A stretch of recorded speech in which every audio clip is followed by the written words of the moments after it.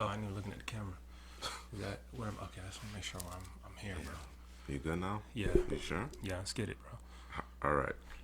You ready? You ready for this? Hello, audience. CouchPotatoGM.com is the website. Couch Potato General Manager is the YouTube channel. You guys know it because you were on it. We're here to discuss NFL Draft. We're still doing it. We still pumping them out. We're here to talk about the Miami Dolphins, who I expect this year to actually make the playoffs and make a run and do some things, on the back of Tua. But we'll see. But we're here to talk about their 2021 NFL Draft. They originally had the third overall pick, traded down to 12, and then traded back up to 6. At the end of the day, was it they were going to draft Chase? Was it they were going to draft Smith? I don't know if any Dolphins fans were screaming for Waddle.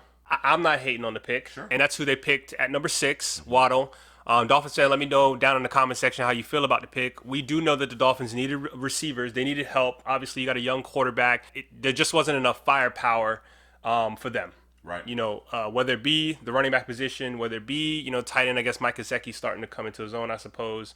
Yeah, and so, and Parker can't do it by himself, as we've seen from year to year. So enters Waddle from Alabama, who was probably maybe what was going to be the Heisman winner.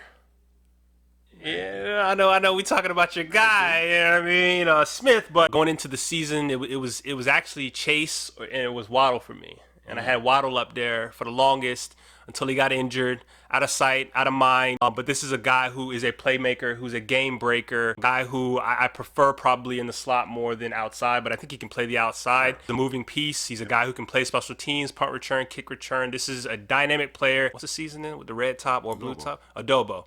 It's the adobo that needs to go into the stew. Okay. All right.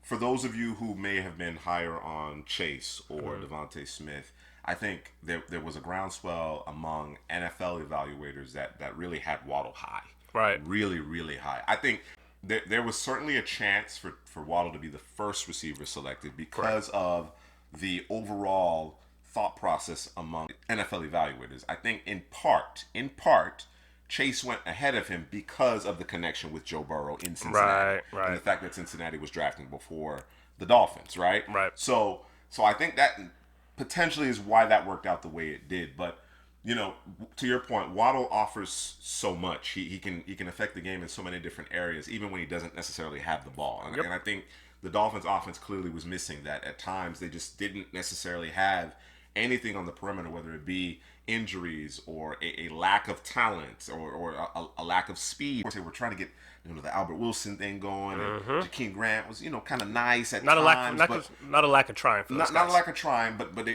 didn't necessarily have someone outside of Devontae Parker among the receiving group that could be relied upon. And then, of course, as you mentioned, Devontae Parker has had a bit of an up and down career.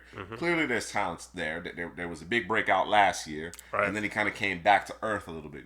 Preston Williams. You saw what that meant to their passing game, right? Right. So you enter Waddle, and now you can do any number of things with him. You know what I mean? Again, his ability to impact the game, whether he has the football or not, changes the landscape of this offense. I think it makes your running game more effective. I think it makes the other receiving options more effective. This guy can split the double team. Yep. He's got that kind of lethal speed and acceleration, this uncanny kind of acceleration, how he gets to his otherworldly speed so quickly, how much ground he covers. It really is remarkable to see. So getting a familiar weapon for Tua for part of his continual development, I thought was essential. And whether you went Smith or Waddle, I think it works. And again, like I said, in an era of matchups, I think Waddle's rare speed is really what attracted the Dolphins to him and why they went with him as opposed to Smith. I had a conversation with Damian Parsons on this channel, who covers the NFL. He works with Crocker Report. And I asked him the question, are the Jaylen Waddle comparison to Tyreek Hill warranted?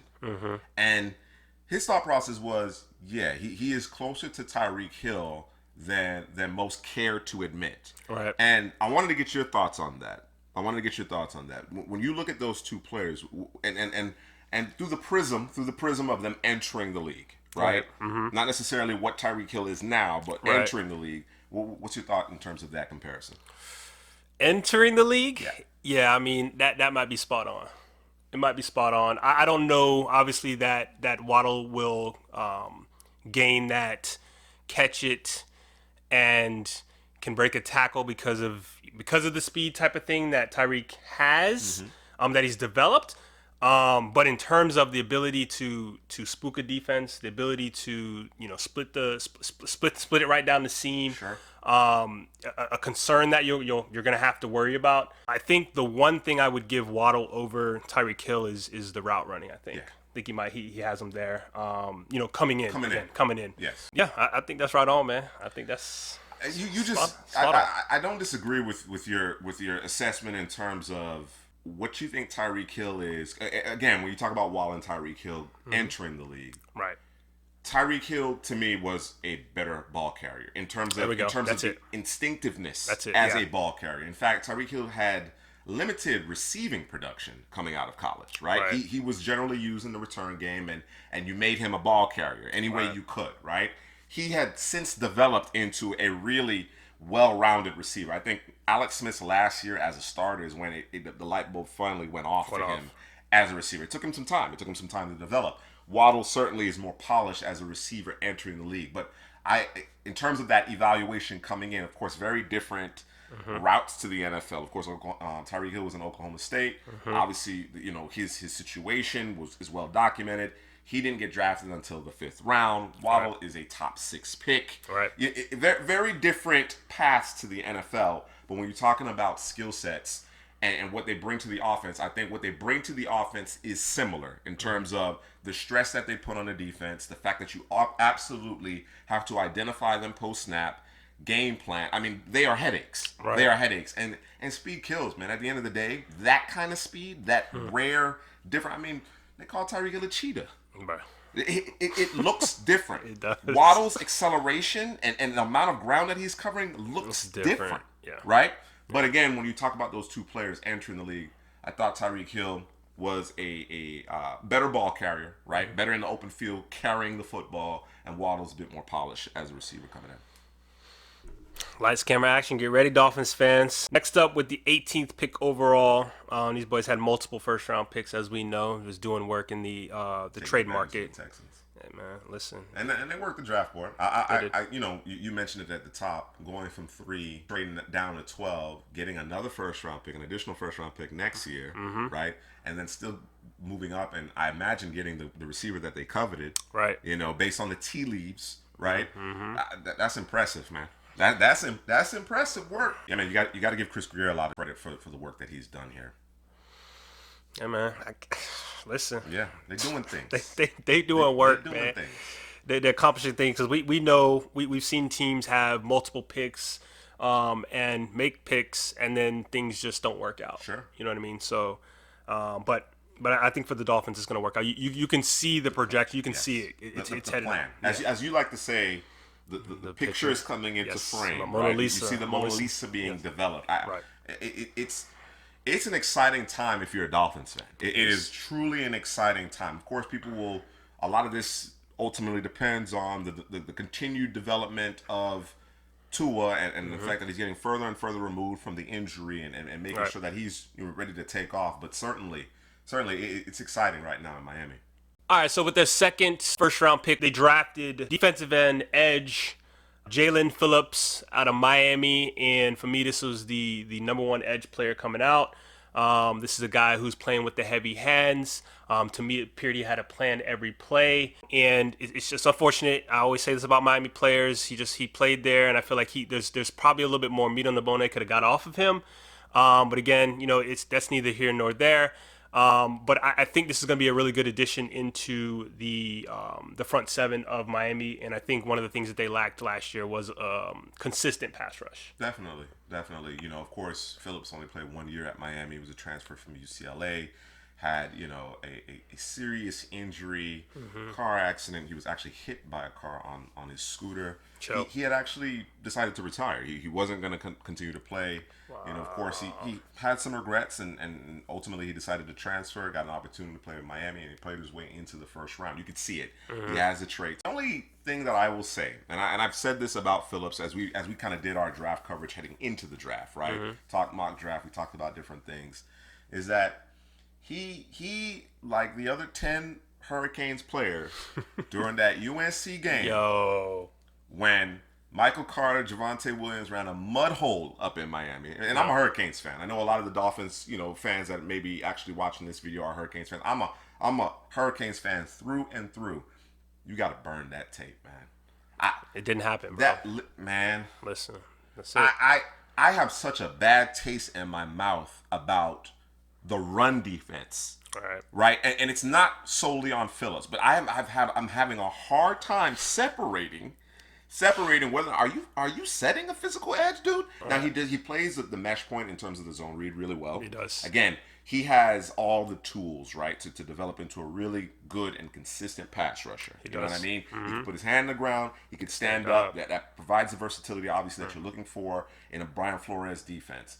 But man, I'm telling you. So I'm gonna push back. I thought he set the edge well. I thought he defended the edge well. I thought he played with some violence. I mean, I can't speak to that UNC game, but I'll say this. I'll say this to defend him. There's always one game we can pick out and be like, yo. You're right. You're right. And I don't deny that. I don't deny that. It's just, I don't know. I imagine in my evaluation, I'm probably being harder on him in terms of his engagement as a run defender. Because again, you talk about effort, you talk about those things. He has it. He has the motor. He has all of that, right? But as a Hurricane fan, right? Everybody, y'all can't stop the run. None of y'all can play against the run. After that, that was ridiculous. We're talking, what was it? Nearly 600 yards on the ground. That get you fired. This was not a Power 5 playing Elon or some obscure Division III program as a warm up. No. This was ACC competition. This was a pair of ranked teams. Right. And again, I'm probably putting too much of the blame on one individual as it pertains to that. The way that the Dolphins play defense, it's a lot of man coverage. You're out there on your own. We're going to bring some fire. We're going to do some different things in the secondary at the second level. We're going to mix things up. But mainly the corners are on their own. Nickel's on his own. And you need that pass rush. You need that extra guy. And maybe Phillips can be one of those guys where he's so adept and is able to rush the passer on a consistent basis that they don't have to send that extra guy. Sure. Drop that guy back in coverage and do some things. So I'm expecting big things from Phillips. And him being drafted at 18 tells me they got some big plans for that guy. So we're going to stay on we're not going to stay. The Dolphins stayed on the defensive side of the ball with the second round pick. They selected safety Jaylen Holland out of Oregon, who didn't play this past year. The first note I got on here is the rover type piece within a defense. Yes. Can move around, free safety, strong safety, nickel, dime, play a little corner. Sounds like versatility. Versatility is the new safety. I say it. I coined it, and that is the new. That's the one piece on a lot of defenses that I would imagine defensive coordinators want. Particularly Brian Flores. Yes, when you're playing the Lego, the moving around, the changing of what you do week to week, instead of staying in the cover 3, cover 2, whatever. Right. This is the player that can be that revolving piece that you can kind of center around. You can match up against the tight end that the George Kittle's not saying that he can cover him out the gate, but it's a guy who you think this is the guy who we're gonna match up against that guy if we're leaving him 1-on-1. Right. Listen. I'm just going. Let me just run down these notes real quick, man. Looks most comfortable with his eyes on the quarterback, coming down. Hill has the closing speed, being able to read it and attack the football. Let me see here. I put Holland as a mix between Minkah Fitzpatrick and Xavier McKinney. Really? Yeah, I felt it doesn't quite have the range of a Minkah. And not quite the violence of a McKinney, but the instincts, bro. Yes. I mean, I'd agree. I think the Dolphins have a player here, man. Yeah, football IQ through the roof. Watching him when I'm watching the tape, you get this sense. You get this sense like he's really advanced. Mm-hmm. He's really advanced in terms of understanding route combinations, understanding being able to diagnose what's happening in front of him, technique, not necessarily in terms of man coverage. I think that's the one area where you can he competes, don't get me wrong, he competes, but I think in terms of as you get further and further away from the line of scrimmage, the man coverage can break down. There's a lack of makeup recovery speed there, right? But in that same vein, he was played out of position quite a bit at Oregon. He is a safety. They played him outside corner a bit. Of course, the big nickel, I think he can thrive in doing that, right, at the NFL level. But when he was playing outside, I think he fared very well. Got his hands on the ball, right? He has the ball skills, the requisite ball skills. I think he's a very sound tackler. I actually know what I really liked about him. Something that doesn't necessarily get a lot of attention, but of course at the collegiate level and more so in the NFL these days, you have all these throws that are at the line of scrimmage, right? And you want to get a blocker out in front of the receiver. Right. So you throw a bubble. Right. Throw a bubble and you let the receiver. And he did such a great job of extending, getting rid of that blocker, and then making the play. Right. You know what I mean? And if he can't make the play, what he's effectively doing is turning the ball carrier back into his support, his help, his pursuit coming back in terms of the rest of his teammates. So there was a clear, or at least that's the sense I got, was that look, he clearly is a well coached player that seems to already have kind of a professional demeanor in terms of his approach. He can help out in the return game, although I don't expect him to do a ton there. Right. This is the type of guy who could be the quarterback of your defense, right? And then, while we don't spend a lot of time delving into the interpersonal aspect of things, come to find out his dad was a coach. You know what I'm saying? No surprise. His dad played professional football, the CFL, if I'm not mistaken. So it and you could see it reflected in his approach to the game and his actual play. Right? The preparation, you could tell that he is ready to go. And then, of course, when you drop a player like that, or rather, that's the type of player a Brian Flores type of coach, defensive mind, wants. You know what I'm saying? So, the days of Rashad Jones obviously are over. We now enter Holland, and I think you hit the ground running with him. I really like what he can do in your slot, as a big slot, and take on those tight ends as well. I really think he can make a difference. Where I like to see him most frequently is in off coverage, right? Okay? Because, again, he takes great angles. He's a sound tackler. He always seems to be around the football. Good run fits. And short to intermediate in terms of the passing game. Again, once you get a little further from the line of scrimmage, he becomes a little less effective, although he has really great ball skills. So we'll see. We'll see playing as a full-time safety. I don't want to necessarily see him in single high, but if we're going to do two-man deep, I think he'll be fine there as well. Right. All right, so with their next pick, they jumped on the offensive side of the football. They drafted it with their second round pick, They drafted Liam Eichenberg, offensive tackle out of Notre Dame. Just reading through the notes here. Quick hands, drops his anchor quick when he's ready to engage. Is extremely headsy, and no games really pass him. You're not going to be able to send the late rusher, not going to be able to hit him with the twist, the stunt, all those good things. When he attacks and get his punch out, he's hard to get through and around. But there was a problem. And we're not here at CPGM. We don't run to the measurables. We don't run to the Sparky, right? Sure. We run to that when we see stuff on film that says, hey, wait a minute, this looks like a problem, right? And so one of the things that I have here was arm length. And one of the big things that made me think about the arm length was will not attach to the defender, giving the defender the opportunity to re-engage. Combine that with his ability not to, attach, at times can make him susceptible to power or speed to power run defender. I mean, it's you're giving the rusher an opportunity to counter you with the secondary and a tertiary move at that point.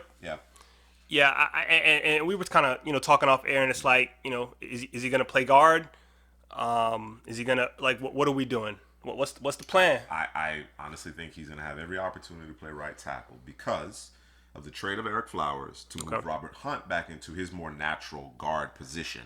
So I'm anticipating, when we talk about tackles and guards from left to right, I'm anticipating Austin Jackson, Solomon Kindley, Robert Hunt, Liam Eichenberg.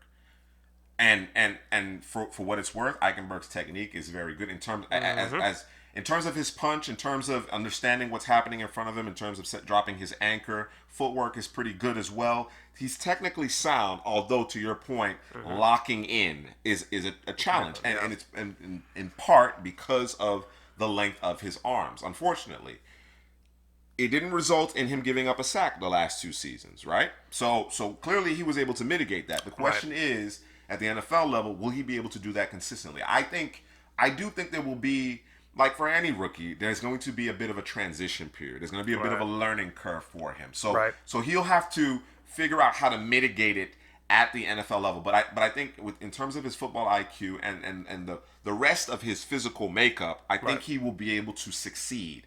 But I do think initially there might be some bumps in the road. And it might just come down to a particular style of player that he may struggle with. You know what I mean? And if you know that's what you're going to play that week, you can circumvent that, with a tight end or a running back chipping or just the play call that you call in terms of how you're blocking. So it may not end up being a big deal, just something to keep an eye on. Clearly there have been tackles that haven't necessarily measured with the ideal length of arms and have gone on to have wonderful careers, excellent careers.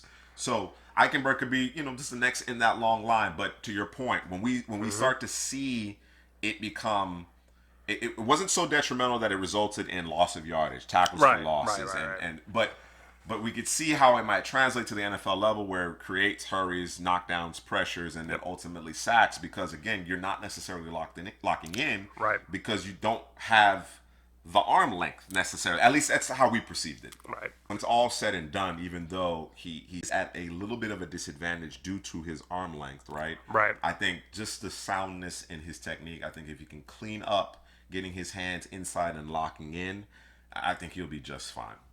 They clearly have enough confidence because they had plenty of opportunities to go tackle and they didn't. Right. And they didn't. Right. And they didn't. So that makes sense. I think they have all the confidence in the world in him to be able to mitigate whatever shortcomings we might consider. Right. Him not giving up a sack, I think, speaks to his ability. So. Those Notre Dame offensive linemen, they are well coached. They are well coached. They are buttoned up. O-line factory. Absolutely. Bro, producing them. All right, so in the third round, your Miami Dolphins fans, selected tight end Hunter Long, Boston College. And with this pick,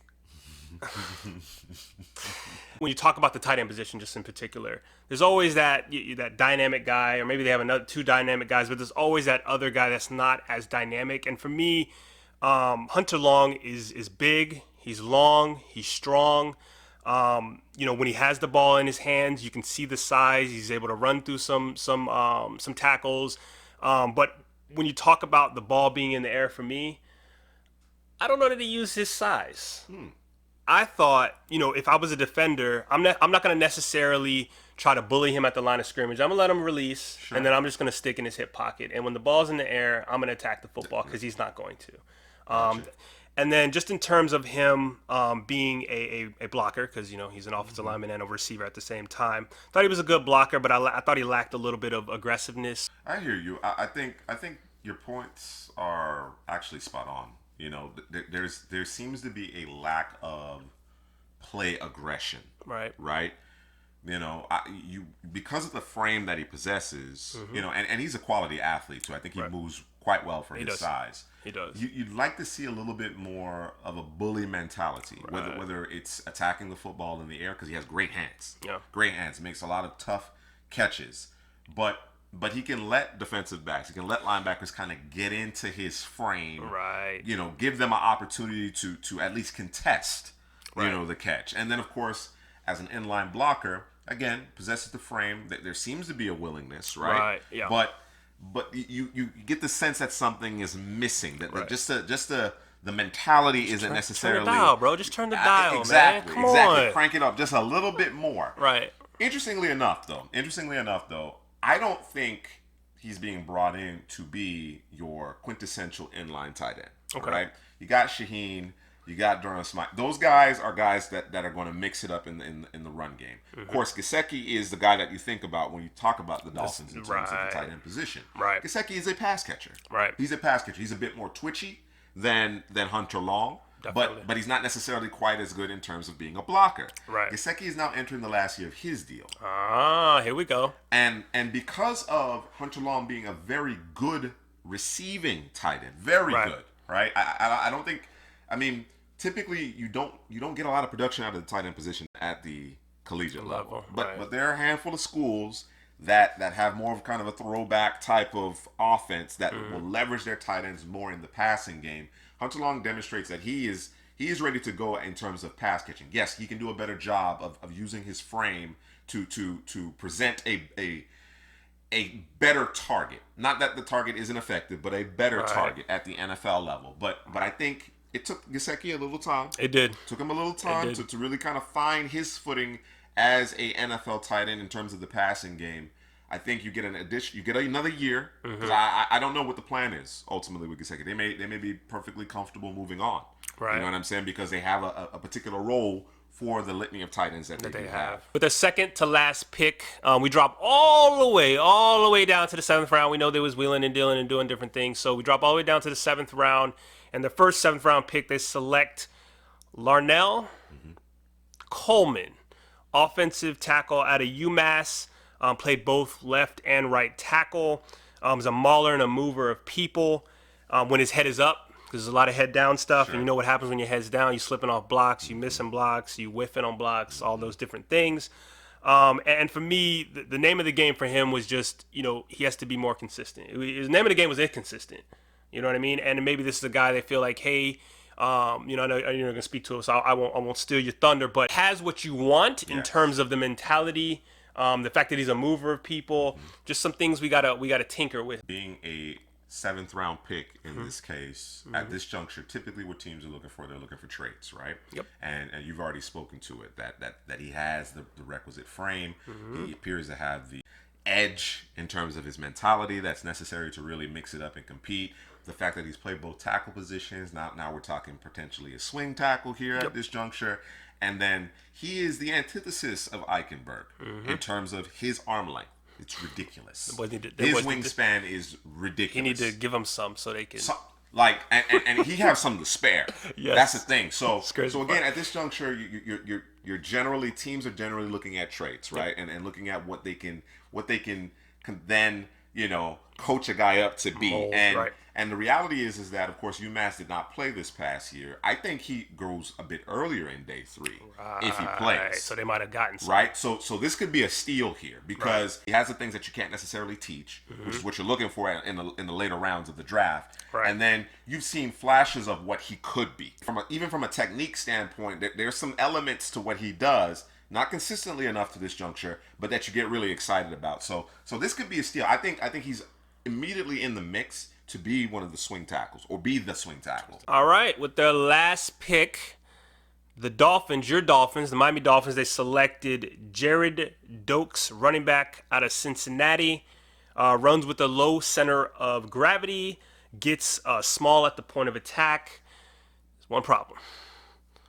Don't got a breakaway speed, bro.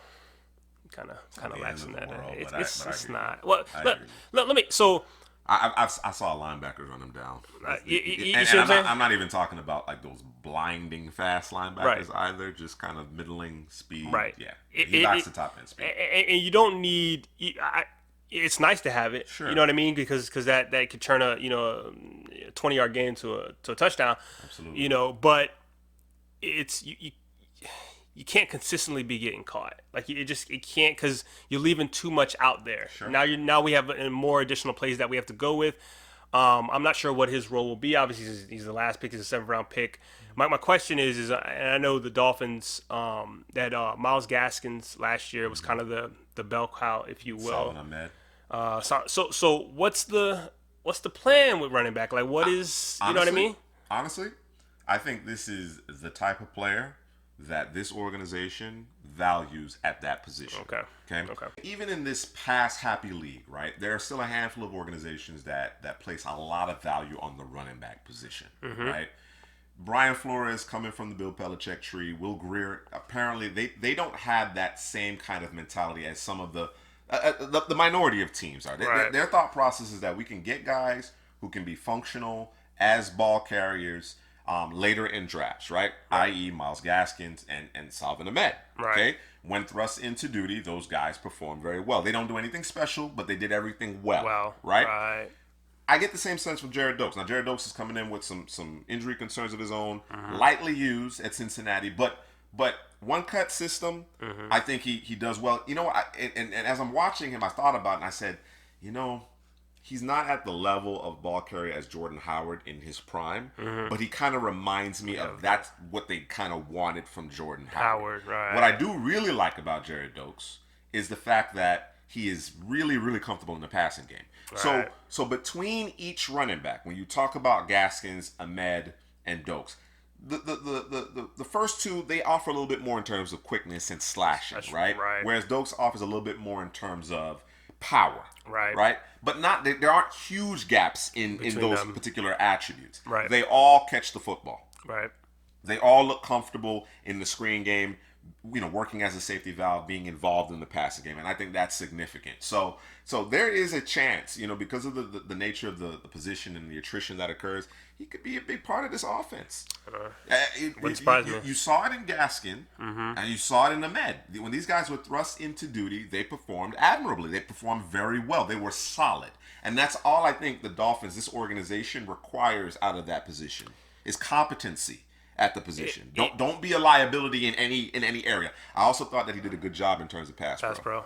When you talk about it from that aspect, the New England thought process, it makes sense. Yes. It makes sense. And I know, you know, Dolphins fans, I'm sure, are tired of hearing that comparison, right? It's going to continue. It is going to continue. I think it's not as quite as prevalent, but you're right. But if you look at the roster, you look at how they're valuing players at particular positions, it is very much along the lines of what New England typically does, right? Which is because this was one of those teams where, like, well, look, man, they got 2 first-round picks. They might be interested in a Najee Harris. They might be interested in Travis Etienne. There could be any number of things, but ultimately they decided, because of the nature, their philosophy, we're going to get a guy who again, may not necessarily set the world on fire, but is not a liability in any part. He's going to protect the football, right? He's going to catch the football, right? And when what we get blocked up, he's going to hit the right hole. He's not, you know what I'm saying? He's not going to leave any yardage out there on the field per se, right? I think,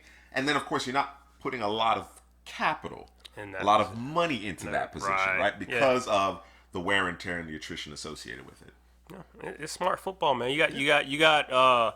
I know, like you said, we talk about the New England thing, but those are the type of guys.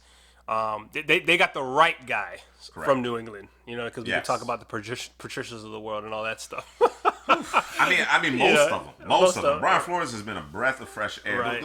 Even as the Dolphins were just completely struggling at the beginning of his first year in Miami, you could see as the year progressed that they were buying in. Right. It took a minute. That had a dearth of talent. Right. But they were buying in to what he was saying, right? And then, of course, he then, you know, had the opportunity to coach at the Senior Bowl, get his hands on some of these guys, get a feel for them. And I think the combination of Flores and Will Grier and Flores' willingness to churn that coaching staff, to tweak it. I shouldn't say churn, but to tweak it, right? Understanding that I have an opportunity to bolster this part of my team, my roster, with the appropriate coaching.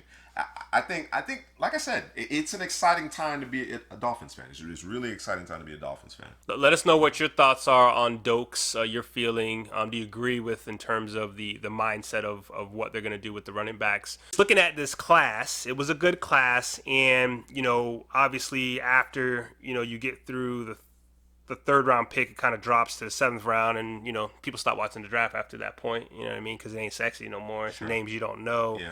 Schools you don't know, maybe. But for me, I'm going to give the Dolphins, I'm going to give them a solid 3.05. Okay. For me, did they answer the bell in terms of filling needs? Not just the need, but do the players fit what they want to do? Obviously, we know that they needed a receiver. They went out and they got Waddle, which, I mean, I think he's the perfect fit in terms of what they were missing. Make things a little bit easier for Tua, and you can actually assess Tua, because not only do you want to protect your franchise quarterback or the guy you drafted, you also want to give him weapons so he can do his thing, so you can assess and is he the guy or is he not the guy, right? And then you went out, you needed pass rush. In my opinion, you got the best pass rusher, arguably the best pass rusher in the draft. And then you got a safety who fits your defense, who you can move around. Legos.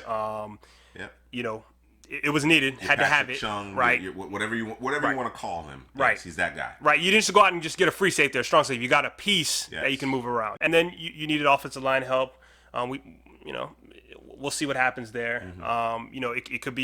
It could work out great because, again, Eichenberg didn't have too many problems. So I like what the Dolphins did, man. That was solid. I think with their first 4 picks, they got 4 starters. Right. I think that's impressive. Yeah. And because of the way they manipulated this draft board, I'm actually more bullish. I forgot about that. I'm more bullish on the entirety of it. Yeah. Now you might, if you want to readjust. 3.5. 3.5. Right. Yeah. And that's kind of where I'm at. I'm gonna give him a 3.7. Okay. I'm gonna give him a 3.7 because again we got 4 starters out the gate. Right. Hunter Long could very well be your starting tight end.